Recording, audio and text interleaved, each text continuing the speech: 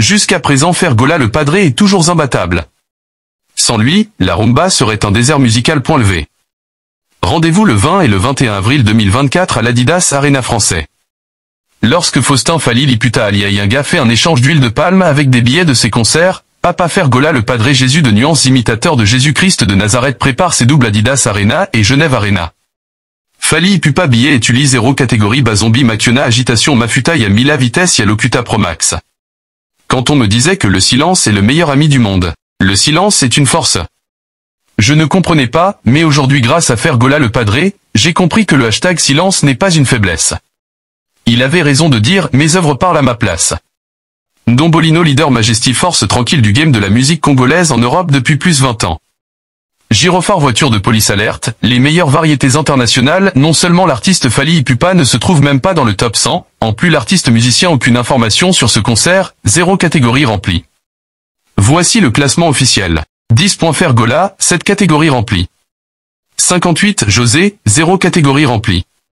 Félicitations à l'artiste musicien Fergola le Padré Congo-Kinshasa. L'artiste musicien congolais, Fergola le Padré, tient à livrer un concert mémorable le dimanche 21 avril 2024, à Paris Adidas Arena, en France. Celui qu'on appelle affectueusement le Padré annonce la présence de plusieurs chanteurs de marque lors de son deuxième jour, dans cette nouvelle salle parisienne. Il indique, dans un communiqué, qu'il va prester uniquement avec son groupe musical G7, le samedi 20 avril, dans la même salle. Pour rappel, Fergola avait réalisé un sold out pour son concert du 20 avril, et il a déjà vendu un bon nombre de billets pour celui du 21.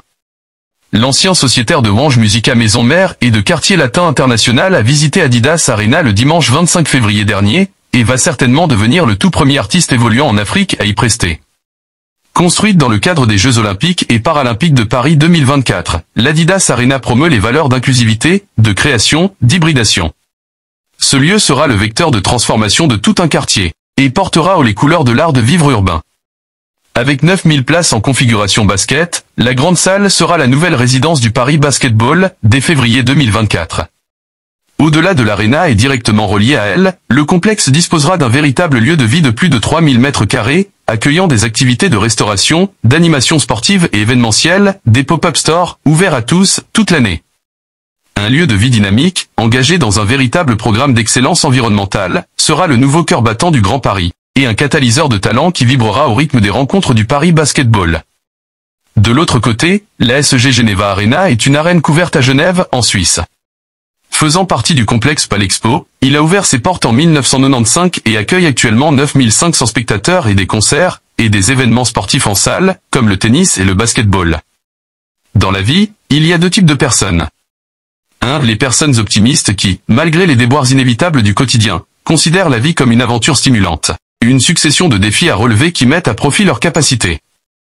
2. Les personnes pessimistes qui ont tendance à se rattacher à leur passé et qui ne peuvent s'empêcher de voir des difficultés dans chaque opportunité.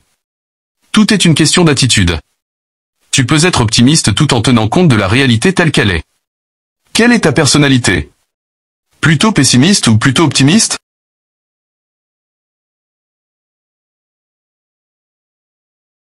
Double Adidas Arena, Bamawelisa, attention pour nous, ça va, le 20, le 21 avril, na Bosanagi 2024, Yaboli Bozongakin, te, Bozara kuna, Bisona Bino, Kana Mbogawana, Neto Yoranaki, to sono neni, Yaya, omoni babone wano limwisi wana, Toro mela yo ango, Tato fibo pena, Toro fiba bino bango, Bokita na marola père, on a Jésus de nuances, le padre.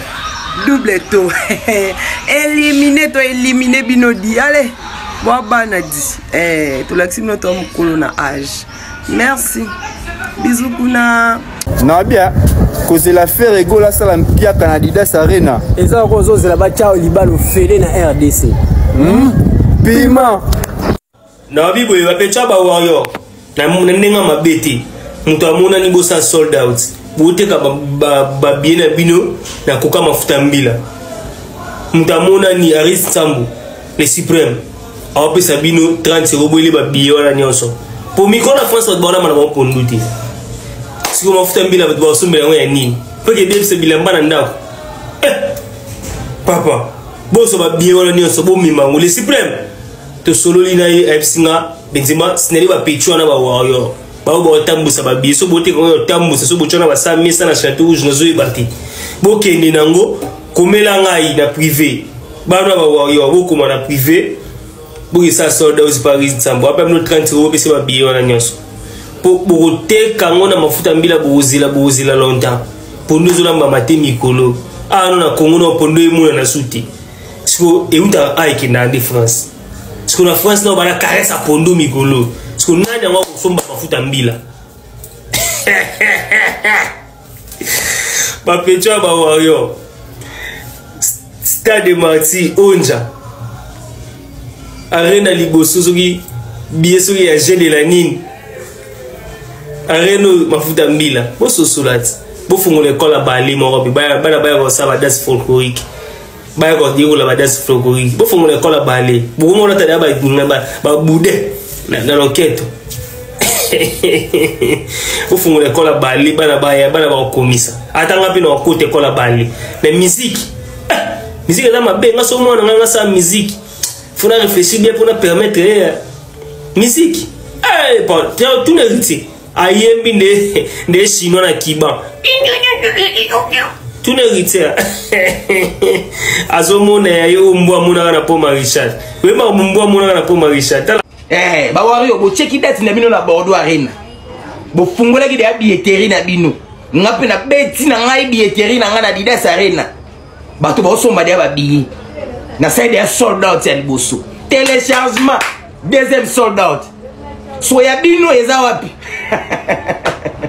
boko moteka so mafuta mbila ferre tika bonyoko la mona makelele wana akosambwa mwe bato basomba ba billet na ezate po barena na ya otobeta awa ayemba te barena moko elega inaperçu bato basomba ba billet ndenge nini bato basomba ba billet mona makelele ndenge nini po ayemba te machiona na machiona bato balembi goya na ba concert na ye po ayemba te mona makelele wana ya mwana ba yoteka liso mafuta mbila ba komisi na système 1 litre mafuta mbila ba peso 10 billets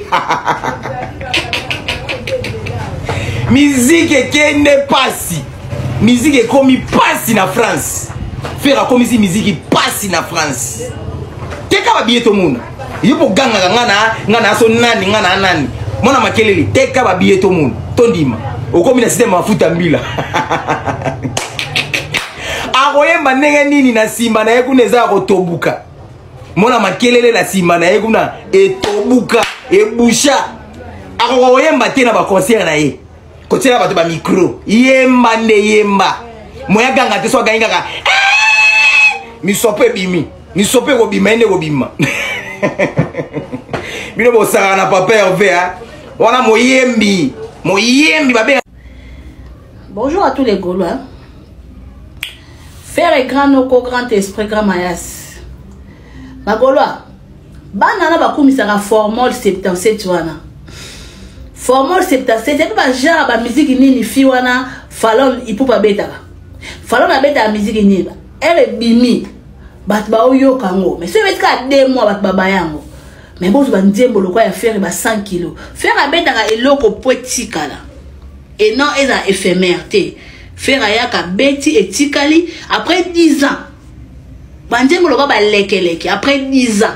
Après ba ne se sali, so ba tchango. Au moins ba télé mutu aka na sentiment. Faire a betaka lika asala la musique pour ba œuvre tikala.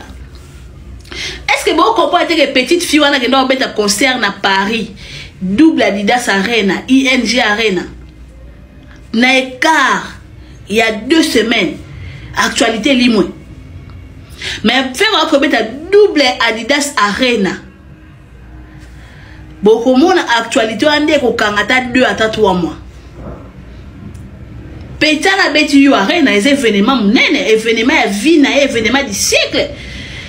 Mais elle est qui inaperçu parce que y a ça dans Likambo na moment opportun té tant na ekoki ta eka maweli sata beti alongwe et puis la beti alongwe alobi ke ngai so na beti na longwe faut na changer na comment repenser na autre chose mais à monique a beti barena mo eyokanité elle est qui inaperçu ba image pesante et l'autre côté bato ya bengsaki pour soutenir, déstabiliser le concert. Parce que tu le bango sur internet, mais na kati mute mana yebi ke bateau ya meme poto, ba ki lokola bandoki, ba déstabiliser ba arena wana. Petite fille beti ba arena mais yo kante. Si vous faites un Adidas Arena, Genève Arena, beaucoup de monde des concerts éthiques le événement du siècle. Et bah concert à faire les arrovailles na bar ba chango, on a un sentiment de un concert. Donc on sentir non. Moi mon bal yo ayebi musique. Mais petite fille on a lingani. Ayebi na musique té. Ayebi na be oyemba té. Ayebi na onde bazalakati. Ayebi des réponses ma tombol comme ça papa mona ke ya tombola musapi minga maele eloko Fallon il peut passer la ya mwana na foi ki ba mona eka numéro 1 aza danser mais na ba fond so bo landeli bo comprendre que Fallon aza na ele côté Gauloise Gladiator dynastie pena moni ezo atteindre ba niveau nango. Félicitations à l'artiste, félicitations sur ma Gauloise, félicitations sur ma Gauloise. Tout ce qui est leader na bisoté papa avait fait rigolo la moto à Yambo. Moto moko bien, moto moko calme. Leader wa l'équipe leader tout. Coup de chapeau.